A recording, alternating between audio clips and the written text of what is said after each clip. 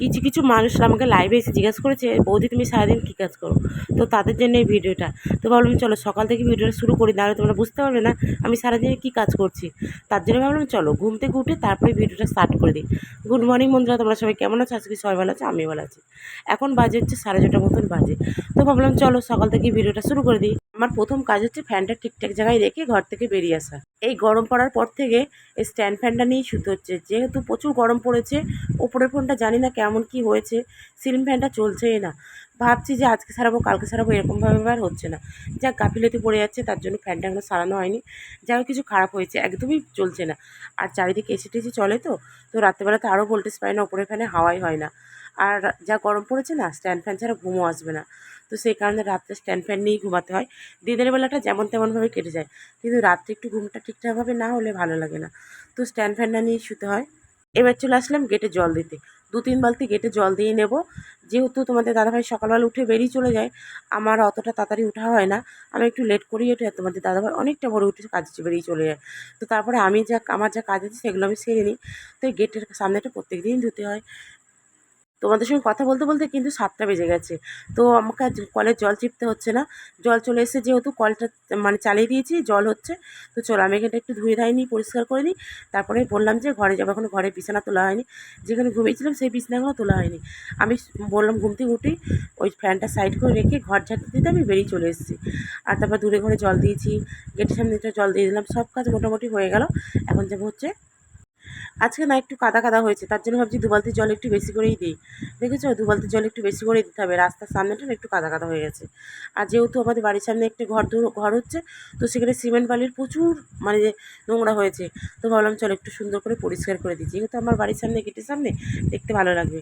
আর নিজের বাড়ির সামনে পরিষ্কার করে রাখা সবথেকে ভালো, তাই না বলো? আমার বাড়ির সামনে লোকে তার পরিষ্কার করতে হবে না, আমাকেই করতে হবে। তো চলো আমি ওদিকে ঝাড় দিতে দিতে চলে গেলাম। চলো কলটা চালিয়ে দিয়ে নিই, এবার খোলের না একটু জল দিয়ে নেবো। তোমাদের দাদাভাই যখন আসবে তখন খোল নিয়ে আসবে বাড়ি আসার সময়, তো তখন খোলটা ভিজিয়ে দেওয়া হবে। এখন জলটা ঢেলে রাখলে আবার সুবিধা হবে, তখন আর দ্বিতীয়বার করে আমাকে জল দিতে হবে না। আর এখন যেহেতু জল আছে, তাহলে দিয়ে নিই চলো। তো বলতে বলতে দেখো আমি 1 নাদা জল ভর্তি করে নিয়েছি। আজকে আর বেশি কিছু জামাকাপড় কাচার নেই, কালকে চিকুরগুলো দিয়েছিলাম, তো ভাবলাম আজকে বিছনার দুটো চাদর আছে আর বালিশের দুটো ওর আছে, এই দুটোই কাচবো। 7:30 বেজে গেছে, জলটা যে চলে যাবে 8টার মধ্যে। তার জন্য ভাবলাম চলো আগে জামাকাপড়গুলো কেচে নিই, তারপরে চা খেতে বসবো। ছেলের খাবারটা এখনো করা হয়নি, জামাকাপড়গুলো কেচে দিয়ে মেলে দিয়ে নিই, তারপরে চলে আসলাম ছেলের ম্যাগিটা বানাতে। কালকে রাত্রে ম্যাগিটা নিয়ে এসেছে, কালকে রাত্রে আর বানানো হয়নি। কেন হয়নি জানি তো, কালকে রাত্রে দুধটা খেয়েছিল। তার জন্য ভাবলাম যে না, দুধ খেয়েছে আর ম্যাগি দেবো না। তো তারপরে আমি একটু চা বানিয়ে নিলাম, একটু লিকার চা করে নিয়েছি, আর তার সাথে নিয়েছি চিড়ে ভাজা। এই পঞ্চমীর চিড়েগুলো নিয়ে এসেছিলো, তো সেই থেকে আর খাওয়া হচ্ছিলো না। তো ভাবলাম চলো অল্প কয়েকটা করে রোজ ভেজে ভেজে খাওয়া হোক, নাহলে আর খাওয়া হবে না। তো তারপরে বলতে বলতে দুধটা জাল দিয়ে নিলাম, চা খাওয়া হয়ে গেছে, চা খেয়ে দুধটা জাল দিয়ে নিই।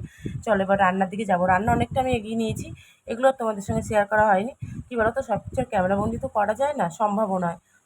এদিকে আমি সবজি সব কুটে নিয়েছি, নুন হলুদ মাখিয়ে নিয়েছি। এদিকে পুঁই ডাঁটা কুমড়ো সব কিছু দিয়ে একটা চচ্চড়ি করবো, ডিম রান্না করবো, আর এদিকে পটলটা ভাজবো। তারপরে রান্না করতে করতে প্রচুর গরম লেগে গেছে, যা ওয়েদার এখন, কখন বৃষ্টি হচ্ছে কখন কী হচ্ছে বোঝা যাচ্ছে না। তো তার জন্য গরম লেগে গেছে, একটু ফ্যানের তলায় চলে আসলাম। ওদিকে রান্না হচ্ছে গ্যাসে, যেহেতু রান্না হচ্ছে উনুনের গ্যাসের কাছে, তার বসে থাকতে হবে না, মানে এদিক ওদিক যাওয়া যাবে। তার ফাঁকে আমি অনেক কাজ সেরে নিয়েছি, ঘর মুছে ঠাকুরকে দিয়ে নিয়েছি, স্নান করে নিয়েছি। আর এদিকে দেখেছি আমি যেদিনই জামাকাপড় কাচি সেদিনই না এরকম বৃষ্টি হয়। আজকাল জামাকাপড়গুলো তুলিনি, তুললাম না কেন জানো তো, এখন আবার এই যে আকাশ একটু পরিষ্কার হয়ে গেছে, মনে হচ্ছে না আবার রোদ হবে, তার জন্য তুললাম না। ছেলে এদিকে ঘুমিয়ে গেছে, আর জামাকাপড়গুলো ওখানেই আছে, থাক শুকিয়ে যাবে ঠিকঠাক। এখন এই যে বললাম ওয়েদার যে কেমন বোঝায় বলো মুশকিল। এই দেখো 10 মিনিট মতন জল হলো, তারপরে এমন গরম দিয়েছে, সাংঘাতিক গরম দিয়েছে, গোয়াল পুরো একদম শুকিয়ে গেছে। তো এখানে আসলাম, আর আমার আজকে ক্যামেরাম্যান কে বলো তো, আমার ছেলে। তো ওকে বলেছে একটু মোবাইলটা ধরে দিতে, তো মোবাইলটা ঠিক এরকমভাবেই ধরে দিয়েছে।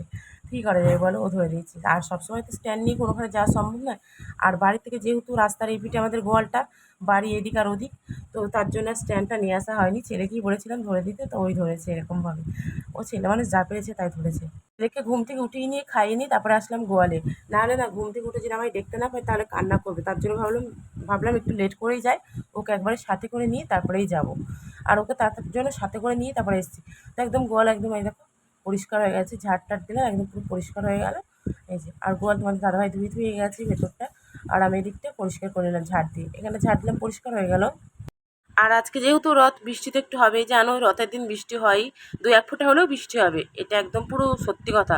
রথের দিন বৃষ্টি হয়, উল্টো রথে সোজা রথেও হয়েছে, আজকে উল্টো রথেও হবে। সোজা রথে যাওয়া হয়নি কো, সেদিনকেও প্রচণ্ড বৃষ্টি হচ্ছিলো, ছেলেকে নিয়ে যাওয়া হয়নি, তো ভাবছি উল্টো রথে যাবো।